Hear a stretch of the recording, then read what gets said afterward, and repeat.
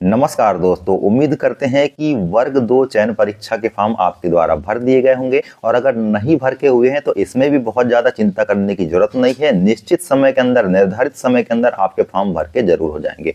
कई सारे ऐसे कैंडिडेट हैं जो बहुत ज़्यादा चिंता कर रहे थे क्योंकि ईएसबी की साइड में उनकी दो यहाँ पे प्रोफाइल बन गई थी जिससे कि फॉर्म भरने में दिक्कत आ रही थी। तो इस दिक्कत को लेकर के भी ईएसबी के द्वारा यहाँ पे अपडेट दे दी गई है। कई सारे कैंडिडेट अतिथि के अनुभव को लेकर के चिंता में थे क्योंकि उनके 2 वर्ष हो चुके थे और तीसरे ईयर का जो अनुभव था रिसेंट में वो जो पढ़ा रहे हैं वो उनके पास नहीं था। और ईएसबी के द्वारा कहा गया था कि आपको अतिथि शिक्षकों के जितने भी आपके अनुभव हैं उनको यहाँ पर अपलोड करना है फॉर्म भरने के समय। तो उस समस्या को भी यहाँ पे सुलझा लिया गया है विभाग के द्वारा। और आपका जो तीसरा ईयर है, उस तीसरा ईयर जो रिसेंट में चल रहा है उसके दिसंबर तक के अनुभव प्रमाण पत्र जनरेट करने की बात यहाँ पे कही गई है। तो वो समस्या भी आपकी सॉल्व हो चुकी है। तो दोस्तों, कहने का मतलब यहाँ पे ये है कि आपकी जितनी भी छोटी छोटी समस्याएं हैं जिसको लेकर के आप परेशान होते रहते हैं वो समस्या आपकी निश्चित ही यहाँ पे सॉल्व हो जाती है। उसको लेकर के ज़्यादा चिंता करने की आवश्यकता नहीं है। और डेफिनेटली आपके हाथ में जो चीज़ें नहीं है उसको लेकर के चिंता करने की तो बिल्कुल भी आवश्यकता नहीं है। आपके हाथ में जो चीज़ें अभी वर्तमान में है वो है आपका सिलेक्शन। जी हाँ, मैं आपके सिलेक्शन की बात कर रहा हूँ।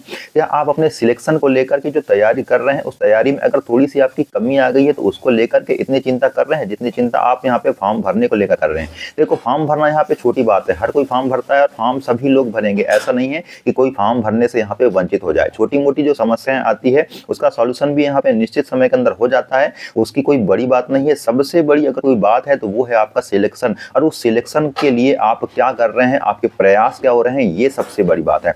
जी हाँ दोस्तों, मैं आपके प्रयासों की बात करूंगा। आपकी तैयारी किस लेवल पे चल रही है इसकी बात करेंगे क्योंकि आपका यहाँ पे 1.5 माह भी नहीं बचा है। जी हाँ दोस्तों, आपके 1 से 1.5 माह के बीच आपकी यहाँ पे परीक्षा शुरू हो जाने वाली है। तो क्या ऐसी स्थिति में आप ये चिंता कर रहे हैं कि मेरी तैयारी प्रॉपर वे में हो रही है या नहीं हो रही है?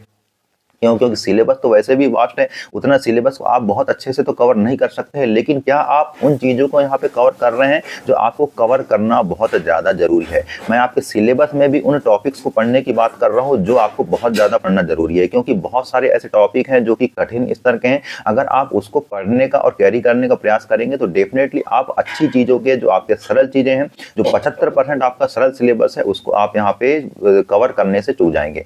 तो अब समय ऐसा है दोस्तों कि आपको आपका जो वीक पोर्शन है उस वीक पोर्शन को ज़्यादा अच्छे से करने का प्रयास नहीं करना है, बल्कि आपको जो चीज़ें बनती है उसको बहुत अच्छे से बनाने का प्रयास करना है। क्योंकि एग्जाम में 100% नंबर ला के किसी का सिलेक्शन नहीं होने वाला है। एग्जाम का कट ऑफ वैसे भी कम जाने वाला है और अगर आप 65 से 70% नंबर भी ला रहे हैं तो डेफिनेटली आपके यहाँ पे सिलेक्शन के चांस बन रहे हैं। अगर मैथ सब्जेक्ट की बात करें तो दोस्तों, मैथ सब्जेक्ट को लेकर के भी यहाँ पे कैंडिडेट बहुत ज़्यादा चिंता में है। तो मैं आपको बता दूं कि चिंता या ऐसा टेंशन लेने की बहुत ज़्यादा आवश्यकता नहीं है। क्योंकि आपके पास जितना समय है अदर कैंडिडेट के पास भी उतना ही समय है। बस यहाँ पे बात है तो समय को यूटिलाइज करने की। और आप यूटिलाइज कैसे कर सकते हैं? तो यूटिलाइज करने के लिए आपको यहाँ पे आपके जो टॉपिक्स जिनको आप पहले से जानते हैं उनको बहुत अच्छे से कवर करने का प्रयास करें। इसके बाद आपके वो टॉपिक्स जो बहुत ज़्यादा आपको कठिन लग रहे हैं उनका कम से कम आप बेसिक करने का तो प्रयास करें। और सबसे बड़ी गलती यहाँ पे कैंडिडेट कर रहे हैं कि केवल पढ़ाई कर रहे हैं, पढ़ाई करने का दिखावा कर रहे हैं। देखो, आपको यहाँ पे पढ़ना है घंटों में, उसको वो नहीं करना है। आपका मेन टारगेट यहाँ पे सिलेबस को कंप्लीट करने का होना चाहिए। चाहे उसके लिए फिर आपको 10 घंटे पढ़ना पड़े या 12 घंटे पढ़ना पड़े या 6 घंटे में ही आप कवर कर लें, ये आपके पोटेंशियल पे डिपेंड करता है। तो अगर आप किसी चीज़ को कवर कर रहे हैं तो उससे रिलेटेड आपको यहाँ पे क्वेश्चंस भी लगाना है। जी हाँ, मैं क्वेश्चंस लगाने की बात कर रहा हूँ। अगर आप मॉक टेस्ट नहीं देते हैं तो सबसे बड़ी दिक्कत यहाँ पे एग्जाम में आपके होने वाली है। क्योंकि आप एग्जाम के क्वेश्चन से यहाँ पे फेमिलियर नहीं होंगे और क्वेश्चन से अगर आप फेमिलियर नहीं होंगे तो आप कैसे किसी क्वेश्चन को बनाना है, अटेम्प्ट करना है, ये चीज़ आपके दिमाग में बिल्कुल नहीं आने वाली है। तो अगर आप किसी टॉपिक को पढ़ रहे हैं उस टॉपिक से रिलेटेड आपको यहाँ पे क्वेश्चन को कंप्लीट भी करना है, बना करके भी देखना है। और बनाने के दौरान आपको यहाँ पे कौन कौन सी डिफिकल्टी का सामना करना पड़ रहा है उसको भी यहाँ पे देखना है। जो क्वेश्चन आपने बनाया है और नहीं बन रहा है उसके सॉल्यूशन को देखना है। और सॉल्यूशन को देखने के बाद आपको क्या करना है, एक शॉर्ट नोट्स बनाना है और उस शॉर्ट नोट्स में आपको उसको लिखना भी है। मैं आपको बता देता हूँ, आप जितने भी टॉपिक पढ़ रहे हैं हर टॉपिक में आपके आईएमपी जो फार्मूलाज हो सकते हैं या आईएमपी जो ट्रिक्स हो सकती है या कुछ भी हो सकता है जो आपके लिए आईएमपी होगा उस टॉपिक का, उसको आपको एक शॉर्ट नोट्स बना करके लिखना ही है। और हर टॉपिक के आपको लिखना है ताकि एग्जाम में आप उसको को अच्छे से कवर कर सकें।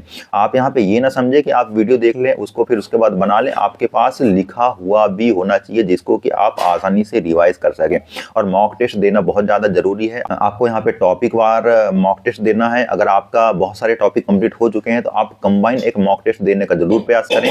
जिस भी आप प्लेटफॉर्म से पढ़ रहे हैं, चाहे आप ऑनलाइन पढ़ रहे हैं या ऑफलाइन पढ़ रहे हैं, किसी का अगर आपने कोर्स लिया है तो उसको पूरा विश्वास के साथ आपको पढ़ना बहुत ज़्यादा जरूरी है। और सबसे बड़ी बात मैं आपको बता देता हूँ कि अगर आप ऐसे लोगों से मिल रहे हैं जो आपके साथ तैयारी कर रहे हैं या तैयारी के दौरान आपसे जुड़े हुए हैं, अगर वो डिमोटिवेट हो रहे हैं कि कैसे करेंगे, क्या करेंगे, नहीं हो रहा है, ये सब चीज़ें, और डिमोटिवेट करने का प्रयास करते हैं, तो ऐसे लोगों से आपको बच के चलना है। आप अपने पैर पे कुल्हाड़ी मार रहे हैं। आपको ऐसे लोगों से बात तो करनी ही नहीं है जो आपके मनोबल को गिराने का प्रयास कर रहे हैं। जी हाँ दोस्तों, अब सिलेक्शन क्या होगा, इतने समय कम बचा है, इतना सिलेबस दे दिया है, हमको कुछ नहीं बन रहा है, तो सिलेक्शन के चांस तो यहाँ पे मुश्किल है। इस प्रकार के बात करने वाले लोगों से दूरी बनाने का प्रयास करना है। अपने अंदर यहाँ पे साहस बनाए रखना है, अपने अंदर एक मोटिवेशन बनाए रखना है, एक उम्मीद बनाए रखना है कि डेफिनेटली आपका सिलेक्शन होगा। और सिलेक्शन आपका नहीं होगा तो किसका होगा, क्योंकि तैयारी आप कर रहे हैं। तैयारी के फेज में जरूर यहाँ पे ऐसी चीजें आती है कि आपको डाउट होने लगता है कि सिलेक्शन हो गया नहीं होगा। ये सबके साथ होता है, जो सिलेक्ट हो चुके हैं इवन उनके साथ भी यहाँ पे ये कंडीशन घटती है। तो आपको डाउट में नहीं रहना है, आपका सिलेक्शन जरूर होगा, डेफिनेटली होगा। अगर 1 महीना बचा है तब भी होगा, क्योंकि 1 महीना बहुत ज्यादा होता है दोस्तों। जी हाँ दोस्तों, 1 माह कोई कम नहीं होता है। अगर आपने प्रॉपर वे में भी 1 माह रगड़ करके अच्छे से तैयारी कर ली तो डेफिनेटली आपके सिलेक्शन के चांस यहाँ पे 100% बन जाएंगे, क्योंकि आपका पेपर यहाँ पे उतना ज्यादा कट ऑफ नहीं जाने वाला है। आसानी से आप क्लियर करेंगे। लेकिन यहाँ पे अगर आप पढ़ेंगे तब क्लियर करेंगे। और छोटी छोटी चीजों पे ध्यान देना बहुत ज्यादा जरूरी है। अब यहाँ पे कई सारे ऐसे कैंडिडेट हैं जिनका कैलकुलेशन ही ढंग का नहीं है, तो कैलकुलेशन को भी अच्छा करने का प्रयास करिए, नहीं तो एग्जाम में आपको टाइम बिल्कुल नहीं मिलने वाला है। अगर मैथ्स की बात करें तो मैथ्स में आपका कैलकुलेशन बहुत ज्यादा मायने रखता है, नहीं तो आप वहाँ 2-4 संख्याओं को ही यहाँ पे जोड़ रहे हैं कॉपी में, तो उससे बिल्कुल दिक्कत होने वाली है। पहाड़े याद नहीं है तो पहाड़े याद करने का प्रयास करो, कम से कम 20 तक पहाड़े याद कर लो, ताकि आप मौखिक रूप से वहाँ पे कैलकुलेशन कर सको। तो छोटी छोटी चीजों को अगर आप लेके चलेंगे तभी चीजें आपकी बड़ी हो जाएगी, अदरवाइज बड़ी चीजें भी आपकी छोटी हो जाएगी। आप कितना ही पढ़ लें, अगर आपके पास समय नहीं है, अगर आप ढंग से नहीं बना पा रहे हैं, अपने समय को मैनेज नहीं कर पा रहे हैं, तो फिर कोई मतलब नहीं है उस चीजों को आपको पढ़ने का। क्यों? क्योंकि अगर आपसे कोई चीज बनती है लेकिन एग्जाम में अगर आपका टाइम कम है और आप नहीं बना पाए, तो फिर क्या मतलब उस चीज को आपको पढ़ने का। तो पढ़ने का जो है वो तभी आप अच्छे से यूटिलाइज कर पाएंगे जब आपकी कैलकुलेशन स्पीड भी अच्छी होगी। तो इसके लिए मॉक टेस्ट दो, क्योंकि मॉक टेस्ट ही एक ऐसी चीज है जो आपके कैलकुलेशन को, यानी कि आपके जो टाइम है उसको मेंटेन करने का प्रयास करता है दोस्तों। इसके अलावा भी बहुत सारी छोटी छोटी चीजें हैं जो कि आपको रखना है। सबसे पहली बात तो अपने आप को मोटिवेट रखने का प्रयास करना है, बिल्कुल भी किसी भी तरह से विचलित नहीं होना है, किन्हीं की बातों को सुनकर के विचलित नहीं होना है। सिलेक्शन आपका हाथों में है और डेफिनेटली आप यहाँ पे सिलेक्ट होंगे, ये मैं आपको 100% कहता हूँ, अगर आप सीरियस कैंडिडेट हैं और अच्छे से तैयारी कर रहे हैं तो, क्योंकि 1 माह आपके लिए पर्याप्त होता है दोस्तों। इसी प्रकार की चीजें मैं आपको बताने का प्रयास करता हूं, मोटिवेट करने का प्रयास करता हूं, प्रोत्साहित करने का प्रयास करता हूं, और मैं ये फेक तरीके से नहीं कहता, वास्तव में जो चीजें हो सकती है उसको ही बताने का प्रयास करता हूं।